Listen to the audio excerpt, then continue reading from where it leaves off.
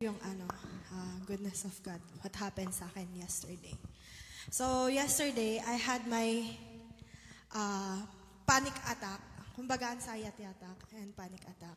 So, sabi ko, declare ko last year was, hindi na ako magkakaroon ng kahit anong anxiety attack or panic attack.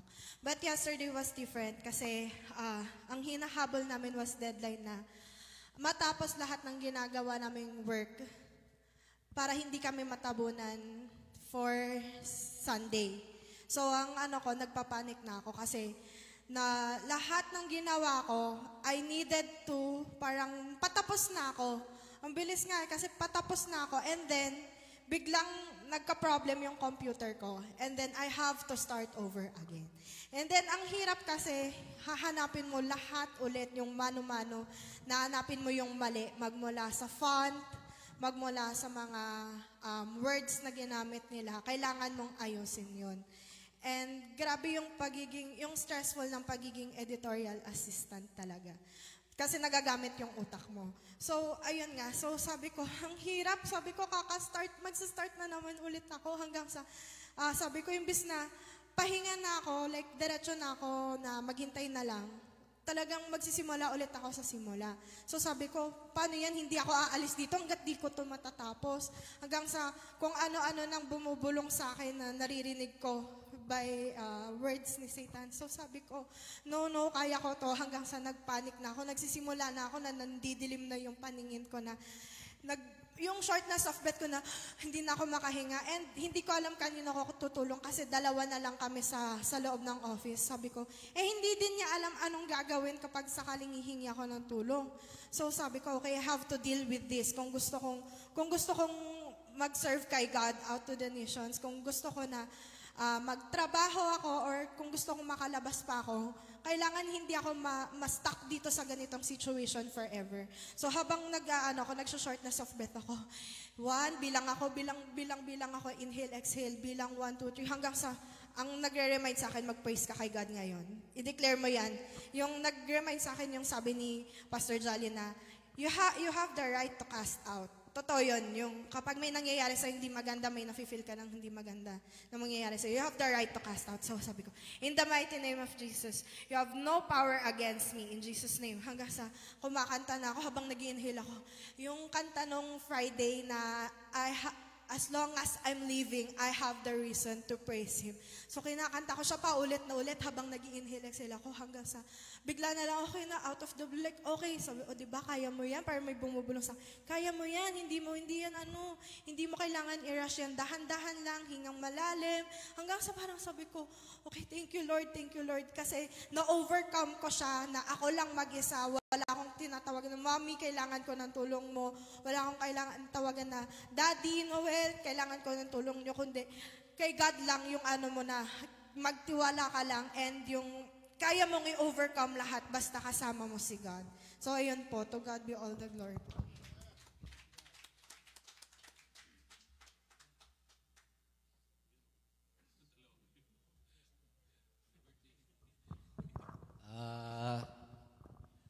Hello. Sa akin naman po, talagang maganda yung mensahe ng God natin ngayon. God is love na sinabi ni Pastor Leo. So, mapapatunayan ko po na God is love talaga dahil maraming blessing na dumating sa buhay ko. Ako nga lang po yung nako-confuse. Katulad nung bali 4 na job offer na dumating sa buhay ko. Ngayon, di ko malaman kung saan yung pipiliin ko. Merong Damam, merong Alcobar, at siyempre dito sa Riyadh. So, inisip ko, meron akong inaayos na papeles puntang Canada. Kung pupunta naman ako ng Alcobar at saka sa Damam, baka sabihin ng employer ko na punta ka sa embassy ng Canada dahil meron kang gagawin doon yung tawag doon na biometric. So, ang pinili ko na lang dito sa Riyadh. Kasi kung nasa Alcobar ako, bibiyahin na naman ako dito sa Riyadh, di hassle sa akin yun, di ba? So, siyempre, pinag-pray ko yan kay God. Sabi ko, sa sarili ko, dito na lang sa Riyadh, ang pipiliin ko dahil napakahirap pag nasa malayo, si gastos.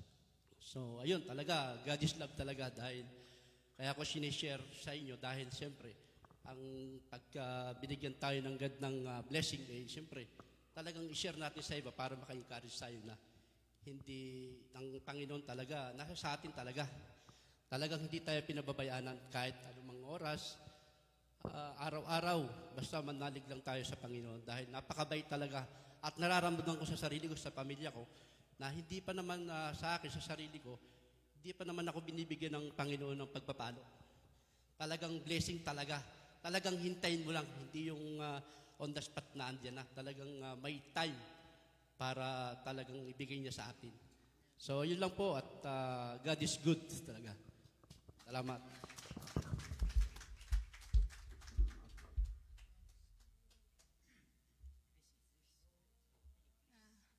Gusto ko lang po i-share yung in-unlock ng Lord sa anak ko. Kasi before, while doing the devotion, kami nung anak ko nagpe-pray na sana may unlock si Lord na gift for him. Tapos na-reveal niya nung isang araw na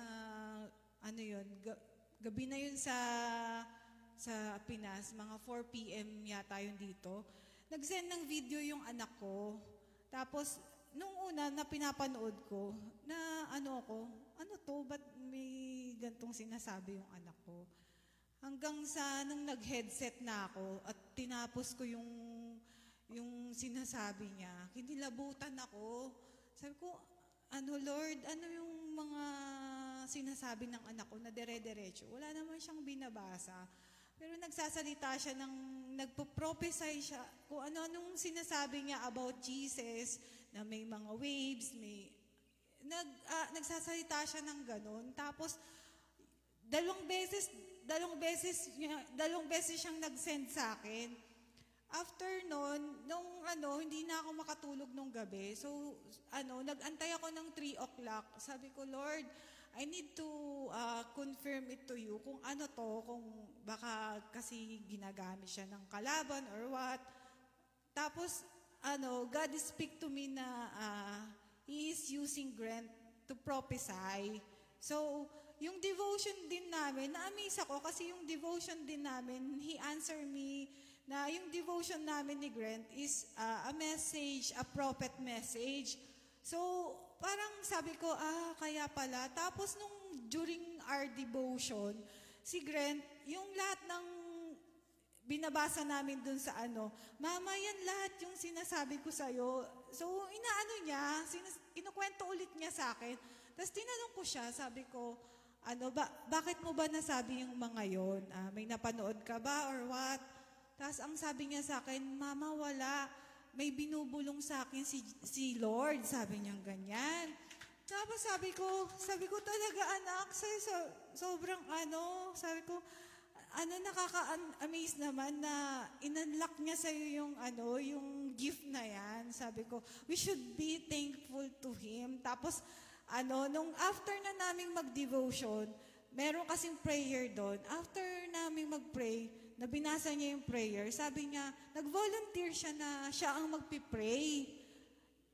Tapos nag-pray siya, ang prayer niya, thank you Lord for empowering me.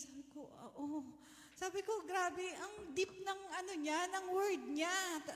Tapos, nalimutan ko kung ano yung sunod. Basta may dalawa yung niya. Tapos sabi ko, anak, wag mong kakalimutan na mag-devotion tayo every day, ha? Para yung gift mo hindi mawala sa'yo. Sabi niya, oo mama, tsaka lagi ako nagpipray. Minsan nga may dreams pa ako. Tapos sabi ko sa kanya, pag may dreams ka, anong gagawin mo? Sabi niya, magpipray ako, tatanungin ko si God kung ano yung ibig sabihin ng dreams ko. Sabi ko, sige, tapos ikwento mo sa akin kung ano. Ayun lang, na sobrang amazing lang na may in-unlock siya sa akin na hindi ko ina-expect na may gift siya na gano'n. Kasi ang prayer lang naman namin is unlock niya kung ano yung gift na meron siya. So, hindi ko alam kung ano yon. Yun pala yung prophesying.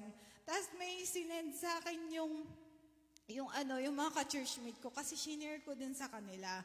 Sabi ko, ito po yung video ni Grant, ganyan. Tapos sabi niya, baka ito yung sinasabi ni Gren. Kasi may nangyari daw na earthquake sa Mindanao. So baka yun daw. Tapos parang may tsunami alert, ganon. So yung waves na sinasabi niya, yun, baka daw yun. Ayun, yun lang po. To God be all the glory. Thank you.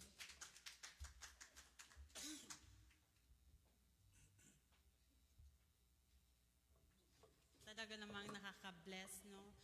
Pag tinatransform tayo ni Lord from glory to glory. Sa akin naman, yung the testimony ako about God's love. In response sa message ni Pastor Leo. This past months, not in good terms kami ng husband ko. Matagal-tagal din. So, grabe yung prayers niya sa akin, yung lahat ng mga brethren. And then,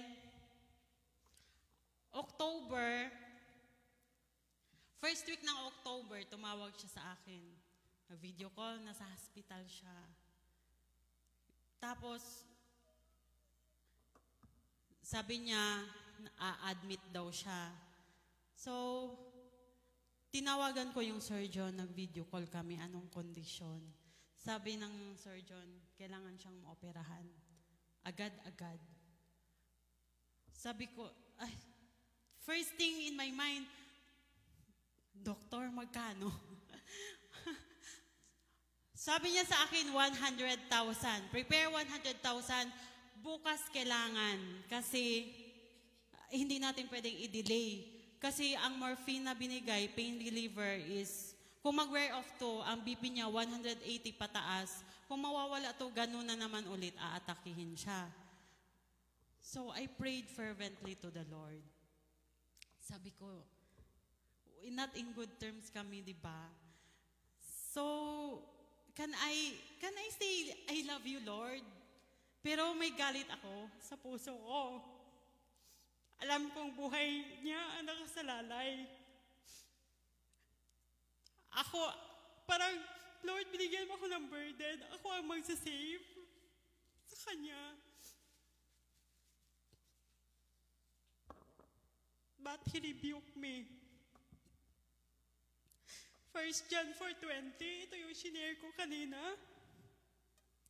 Whoever claims to love God, yet hates a brother or sister is a liar.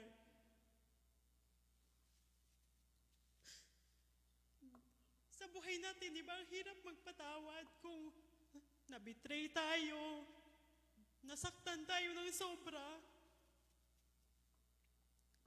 But I thank the Lord. Yung love niya sa akin, sobra-sobra. I thank Him because He is always with me all the time. Kinagabayan niya ako. Hindi ko alam saan ko kukunin yung 100,000. Yun, PF lang yun ng surgeon. Wala yun yung hospital bills. Tumakbo ng 100,000 din ang bills. So, 200,000. Sabi ko, Lord, saan ko kukunin? Pero binagyan ako ng lakas ng loob ni Lord. Hindi ko alam, may mga blessings dumarating na hindi ko ina-expect. May mga tulong na dumarating na pinapadala niya.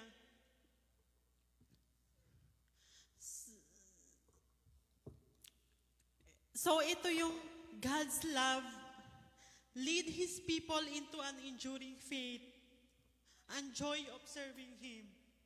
Kasi kung nag-give up din ako sa faith ko, dahil sa nararanasan namin, hindi ko ma-experience yung joy na binibigay pala niya sa akin. Yung sa pagsaserve ko sa Kanya.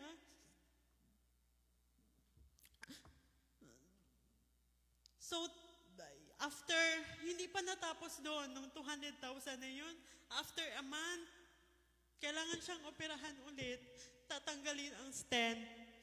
So, sabi ng doktor, prepare 30,000 ulit. Prepare 30,000 ulit. Kasi, OR na naman siya ulit. Ay, yung ganun, grabe yung ano sa akin. trials na napagdaanan ko, I may be silent, pero doon ko kay Lord sinusumbong lahat. Kasi napaka-sensitive din ng ng napagdaanan ko. Siyempre, pinoprotektahan ko rin siya after siyempre hindi ko rin pwedeng ipagsabi-sabi na yung husband ko, ganito pala yung ginagawa niya sa akin.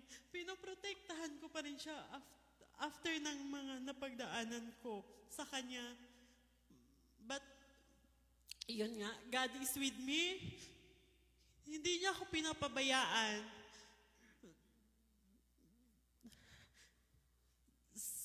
Sa napagdaanan ko sa kanya, I will not expect anything in return.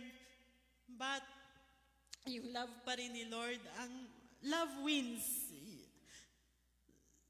Ito na lang magiging conclusion ko para ayoko nang pabain kasi umiiyak din ako. Ayoko na kayong paiyakin. So ito lang, sa napagdaanan ko sa kanya, ito lang yung masasabi ko. First, ito yung sa akin, bibigay na word ni Lord sa akin. 1 Peter 4:8. Above all, love each other deeply, because love covers over a multitude of sins. Kahit nagkasala siya sa akin, hindi natin paulit-ulit ganun, pero nandun pa rin yung kaya nga tayong patawarin ni Lord na kahit gaano tayong makasalanan. So, hindi ba natin kayang gawin yun sa kapwa natin? Lalo-lalo na sa loved ones natin na magpatawad, na yung pagmamahal pa rin yung mananalo. Yung, So, grabe, sobra-sobra yung pagpasalamat ko kay Lord dahil sa nadaanan ko, naranasan ko. Pero, nagpapalakas pa rin ako sa Kanya. Yung strength, yung comfort ay nanggaling talaga sa Kanya. Kasi hindi naman ako, siguro panghihinaan ako ng loob kung hindi sa Kanya nagmula. Siguro hindi na ako nakatayo dito ngayon na pumupunta sa church dahil sa mga napagdaanan ko. But I thank the Lord. Grabe yung love niya sa akin. I am praying the day na kung ano yung na-experience ko kay Lord, yung grasya niya, yung pagmamahal niya, yun na lang ang prayer ko para sa husband ko, na sana darating yung time at his right time na mararanasan din niya yung grasya ni Lord sa buhay niya. Mararamdaman niya yung love ni Lord sa buhay niya. Yun lang talaga ang parati kong pinipray. And salamat sa pakikinig niyo sa akin.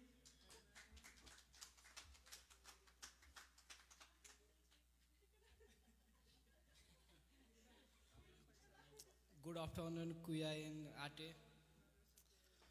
I am here because with Chef Alon, and the God blessing me for giving the new job in this another company. I am very glad to work out there, and thank you so much.